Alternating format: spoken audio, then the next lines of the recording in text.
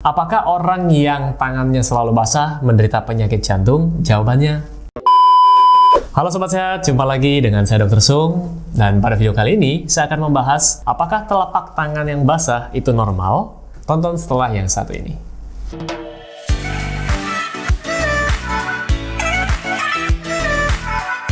Oke Sobat Sehat, sebelum saya mulai videonya, saya mau menginfokan buat Anda semua yang sedang mencari produk-produk yang mendukung gaya hidup sehat, Anda bisa kunjungi boxsehat.com. Jadi di sana menyediakan produk-produk, berbagai macam produk yang mendukung gaya hidup sehat, seperti suplemen, herbal, dan lain sebagainya. Mungkin ada beberapa produk yang cocok buat Anda. Oke, tonton videonya.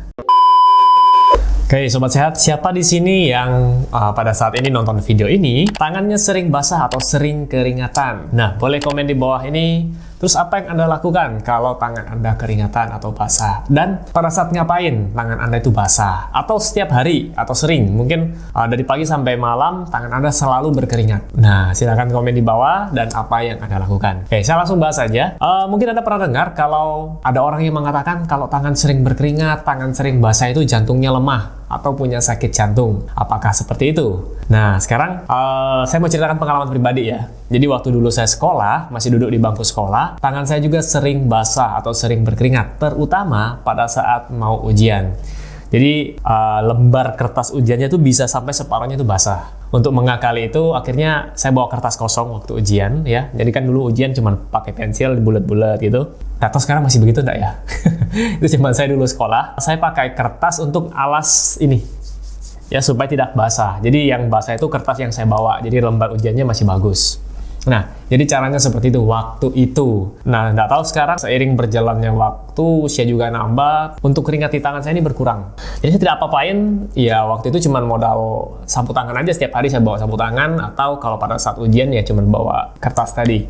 Sekarang saya mau bahas dulu kondisi normal. Kenapa sih keringat kita diproduksi? Apa tujuannya? Pada manusia, keringat ini bertujuan untuk membuang panas dari dalam tubuh. Misalnya, pada saat Anda habis lari, atau habis aktivitas, atau suhu lagi naik ya, lagi panas, kemudian habis olahraga mungkin, lagi demam ya, lagi demam juga bisa berkeringat, kemudian lagi keadaan tegang, ini juga bisa ya. Jadi tujuannya adalah untuk membuang panas tubuh. Beda dengan binatang, misalnya, atau dengan hewan ya, misalnya anjing. Siapa di sini yang pelihara anjing? Ya biasanya suka bawa jalan-jalan, atau suka ajak lari anjingnya. Nah ketika selesai lari, Anda berkeringat, ya tandanya gampang, baju Anda jadi basah ya. Kemudian coba perhatikan anjing Anda. Buat yang pelihara anjing, apa yang dilakukan anjing Anda ketika habis lari?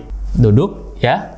Apakah berkeringat? Anjing Anda akan menjulurkan lidahnya. Jadi begitulah cara hewan tersebut untuk membuang panas tubuh. Jadi melalui lidahnya, bukan melalui keringat kayak manusia. Jadi kalau diadu, lari jarak jauh, maka yang menang adalah manusia. Ya, karena bisa membuang panas tubuhnya melalui kulit. Berbeda dengan binatang tadi, dengan anjing tadi contohnya.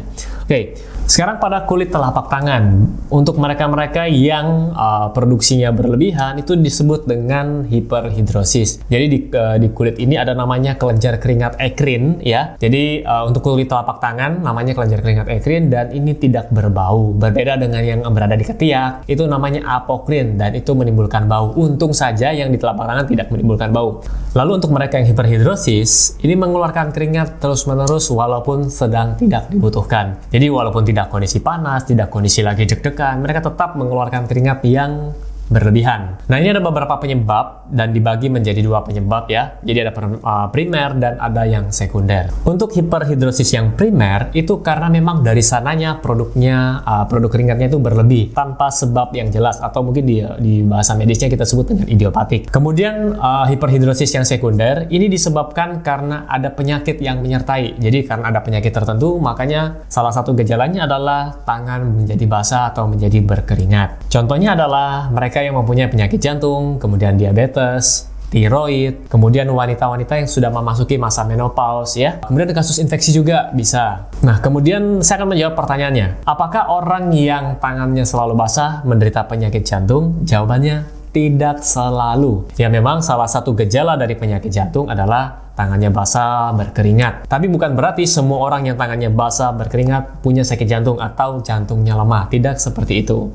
Nah, terus gejala apa saja yang muncul selain tangan basah pada mereka-mereka yang menderita penyakit jantung? Nah, Jadi biasanya kelemahan pada tubuh, kemudian sesak nafas, ada bengkak di kaki, kemudian didukung oleh pemeriksaan-pemeriksaan laboratorium ya, dan pemeriksaan lainnya. Nah, kalau Anda menemukan keluarga Anda atau Anda sendiri yang mengalami tangannya basah disertai dengan gejala-gejala lain, saran saya adalah segera hubungi dokter.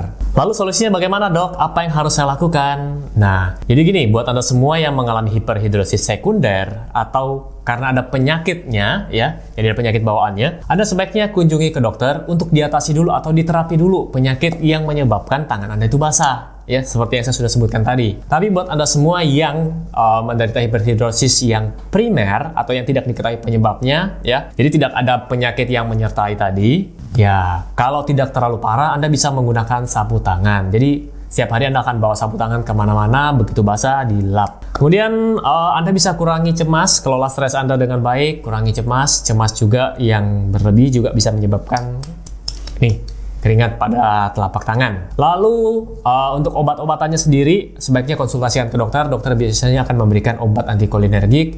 Kemudian ada satu lagi namanya botok ya. Botok ini juga biasa dipakai untuk menghambat produksi kelenjar keringat di ketiak dan bisa juga untuk di telapak tangan. Nah, tapi Anda harus ke dokter yang profesional di bidang ini, yang ahli di bidang ini ya. Oke, mungkin itu saja video singkat penjelasan tentang telapak tangan yang basah. Jadi banyak yang bertanya tadi sebelumnya, apakah sakit jantung, apakah jantung lemah kalau telapak tangan saya basah.